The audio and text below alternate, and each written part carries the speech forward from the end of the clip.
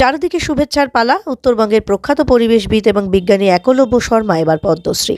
এবারে পদ্মশ্রীর সম্মান উত্তরবঙ্গের একজন পরিবেশবিদ এবং বিজ্ঞানীর হাতে। তা নিয়ে উত্তরবঙ্গের পরিবেশ প্রেমী মহলে শুরু হয়েছে আলোচনা। প্রখ্যাত পরিবেশবিদ ও বিজ্ঞানী একলব্য শর্মা এবার উত্তরবঙ্গ থেকে পদ্মশ্রী সম্মানে ভূষিত হতে চলেছেন। এই পদ্মশ্রী হল চতুর্থ সর্বোচ্চ বেসামরিক পুরস্কার।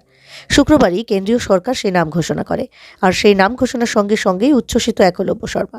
হিমালয় ও হিমালয় পাদদেশের পরিবেশ, বাস্তুতন্ত্র, জীববৈচিত্র্য, সংস্কৃতি ও কৃষ্টি নিয়ে ধারাবাহিকভাবে গবেষণা করে চলেছেন একলব্য শর্মা।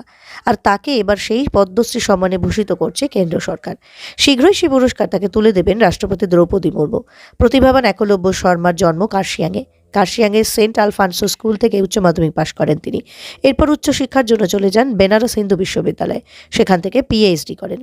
এরপর নেপালের কাঠমান্ডুতে international centre for integrated mountain development deputy director general পদে তিনি ছিলেন। এবার সিকিমের GB Pant institute of Himalayan এনভায়রনমেন্টের মুখ্য গবেষক পদ সামলান। এছাড়াও তিনি ইন্ডিয়ান সায়েন্স একাডেমির একজন অন্যতম গবেষকও।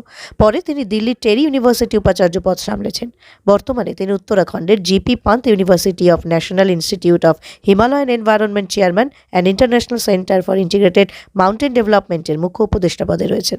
শনিবার সকালে একলব্য শর্মাকে শুভেচ্ছা জানান শিলিগুড়ি বিধায়ক শঙ্কর ঘোষ। বর্তমানে শিলিগুড়ি পুরসভার 46 নম্বর ওয়ার্ডের বাসিন্দা তিনি। একলব্য শর্মা বলেন, পাহাড়ের বাস্তুতন্ত্র নিয়ে খেলা করা উচিত নয়। পাহাড় পৃথিবীর খুব সংবেদনশীল অংশ।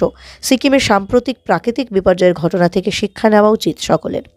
इन फ्यूचर हम चाहते हैं कि globally Hindu Kush Himalayan reason को ज़्यादा अटेंशन मिलना चाहिए, माउंटेन्स को ज़्यादा अटेंशन मिलना चाहिए और माउंटेन्स में ज़्यादा काम होना चाहिए। आई एम वेरी हैप्पी, हमारा जो गवर्नमेंट है उन्होंने दो मिशन है, mission national mission on sustaining Himalayan ecosystem और जो है कि national mission on Himalayan studies, ये दो मिशन स्पेसिफिकली फोकस्ड है हिमालय के लिए।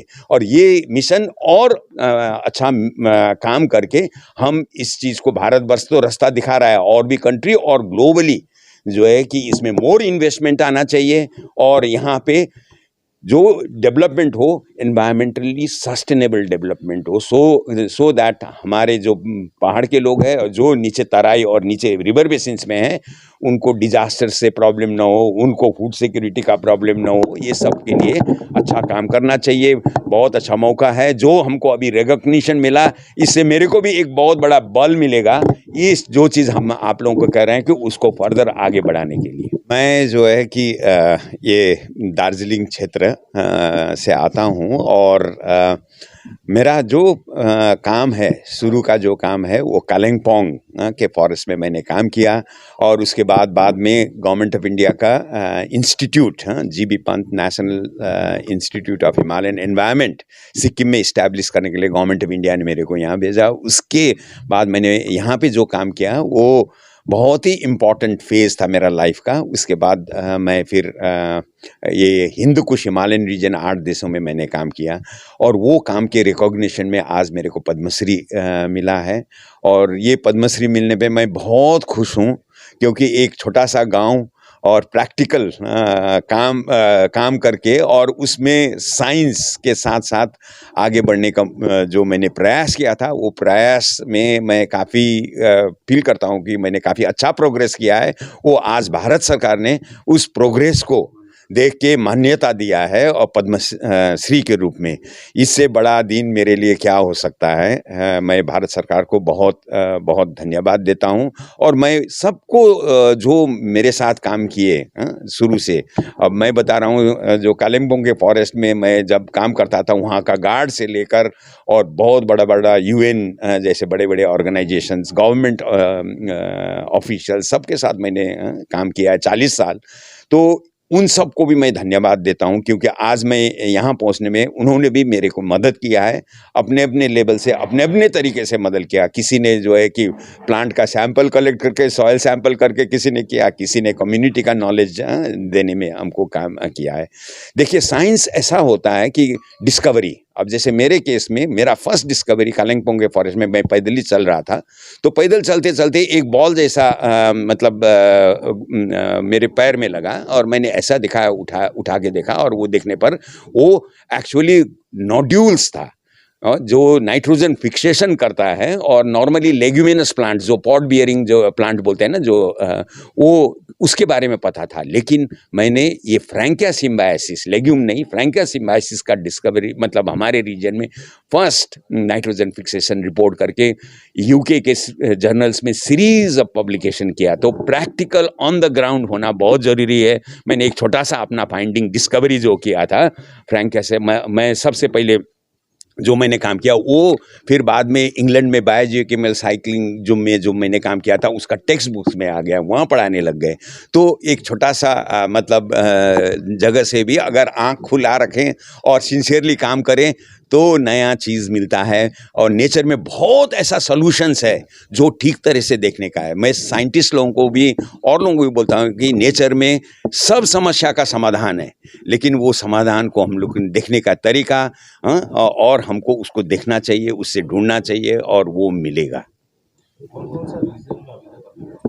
मैंने तो फर्स्ट में मैंने शुरू किया दार्जिलिंग, कालिम्पोंग और सिक्किम में, फिर नॉर्थ ईस्ट इंडिया में काम किया, फिर western Himalayan Indian Himalayan region में काम किया।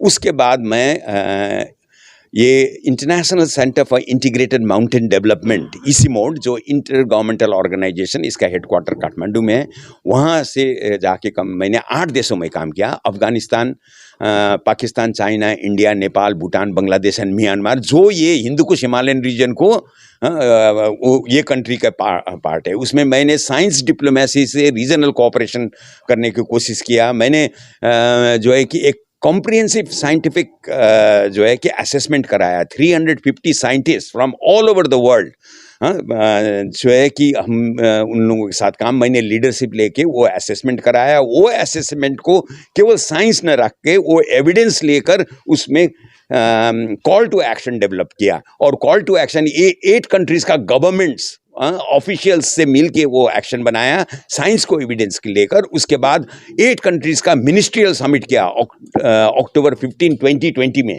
जब कोविड का इतना चल रहा था। उस पीरियड में भी सब मिनिस्टर्स ने वो डिक्लेरेशन साइन करके 8 देश मिलके हम जो है Himalayan, Hindu Kush Himalayan reason को सस्टेनेबली इसको हमको बचाना है। क्लाइमेट चेंज का जो प्रॉब्लम आ रहा है इसको कैसे सॉल्व करना है, और लोगों को लाइवलीहुड्स, यहाँ पे 240 मिलियन पीपल जो है कि माउंटेन्स में लिव करते हैं, और आप डाउन स्ट्रीम में इसका देखेंगे तो almost 2 billion people, 1.9 billion people है यहाँ पे। तो माउंटेन में जो हो रहा है उससे almost 1/4 of the humanity is impacted. तो वो 1/4 ऑफ द ह्यूमैनिटी को अगर बचाना है इस प्लानिट को, तो Himalayan, Hindu Kush Himalayan reason बहुत अच्छा है। मैं और एक छोटा सा स्टोरी आप लोगों को बताना चाहता हूँ। मैं जब वहाँ ICIMOD में काम कर रहा था, एक एस्ट्रोनॉट, नासा के साथ भी हम काम करते थे, एस्ट्रोनॉट नासा से आए थे, और हम बात करते करते उन्होंने लेक्चर में बोला कि जब मैं स्पेस में सैटेलाइट में से हम नेकेड आई से एक ही जगह ये प्लैनेट में पहचानते हैं, वो है वो हमारा जब सैटेलाइट ये हिंदू कुश हिमालयन रीजन के ऊपर से जाता है, तब मैं इसको ठीक से देख सकता हूँ कि, और मैं बता सकता हूँ कि हम कहाँ पे है। तो इतना बड़ा चीज़ उन्होंने कर दिया। ये प्लैनेट में ये इतना बड़ा इम्पोर्टेंट रीजन है, लगभग 40% जो है कि पीपल जो है कि डायरेक्टली ये यहाँ का इकोसिस्टम सर्विसेज, जैसे वाटर हुआ, बायोडाइवर्सिटी हुआ, ये सब जो है कि नेचर का प्रोडक्ट्स हुआ, इसमें डिपेंड होता है। तो सोच लीजिए वर्ल्ड में ऑलमोस्ट 8 बिलियन पीपल है, तो 2 बिलियन ये सीधा ही हो गया। और उसके बाद फूड जो प्रोड्यूस होता है गंगा बेसिन में, ब्रह्मपुत्र बेसिन में, और येलो रिवर, यांगसे रिवर, इंदस, ये सब रिवर में जो फूड प्रोड्यूस होता है उससे 3 to 4 बिलियन पीपल को कैटर करता है। That means almost half humanity. So सोच लीजिए ये संसार का इतना इम्पोर्टेंट है। तो मैं तो चाहता हूँ कि इन फ्यूचर, हम तो कर रहे हैं, इन फ्यूचर हम चाहते हैं कि ग्लोबल হিসেবে এসেছি। বিজ্ঞানের একজন সহকর্মী সহযাত্রী তিনি যখন পদ্মশ্রী পুরস্কার পান, অবশ্যই সেই গর্বের মাত্রা অনেক বাড়িয়ে দেয়। এবং আমি সবথেকে খুশি হয়েছি যে বিষয় নিয়ে আরও অনেক বেশি চর্চা, গবেষণা, দৃষ্টি আকর্ষণ করা দরকার, সেই বিষয়ের উপরে তিনি কাজ করেন। ইকোলজিস্ট হিসাবে তিনি আমাদের এই হিমালয়ান রিজনের 8টি দেশ, সেই 8টি দেশের হটস্পট, তার কনজারভেশন, তার সাস্টেনেবল ডেভেলপমেন্ট, তার কম্পোনেন্ট প্রিজার্ভেশন, শুধুমাত্র নেচার নয়, উনি যে কথাগুলো বললেন সেটা ল্যাঙ্গুয়েজ হোক, ফুড হোক, কমিউনিটি আন্ডারস্ট্যান্ডিং হোক, কমিউনিটি বিল্ড আপ হোক, এই যে বিভিন্ন ধরনের বিষয় যেখানে প্রায় 2 বিলিয়ন মানুষ বসবাস করেন, অর্থাৎ 1/4 অফ দ্য টোটাল ওয়ার্ল্ড, তার প্রতি কতখানি দৃষ্টি আকর্ষণ করা দরকার। আমার মনে হয় ভারত সরকার ওনাকে এই সম্মানে ভূষিত করে সেই বিষয়ে আরেকবার নতুন করে মানুষের সামনে বিষয়টিকে তুলে ধরেছেন। হোপফুলি উনি যে অ্যাওয়ার্ড পেয়েছেন সেটা আরও বেশি সংখ্যক মানুষকে এই অঞ্চলের প্রতি দৃষ্টি আকর্ষণ করবে, এবং আমি আশা রাখি এই অঞ্চলের, এই যে আমরা সিসমিক জোনের মধ্যে বাস করি এবং এখানে আমাদের মাঝে মাঝে ভূমিকম্পের সামনে পড়তে হয় এবং তার জন্য অনেক ধরনের ক্ষয়ক্ষতি ইত্যাদি হয়, বিভিন্ন ধরনের রিজার্ভার তৈরি করা হচ্ছে, বিভিন্ন বড় বড় বিল্ডিং, শপিং মল তৈরি করা হচ্ছে।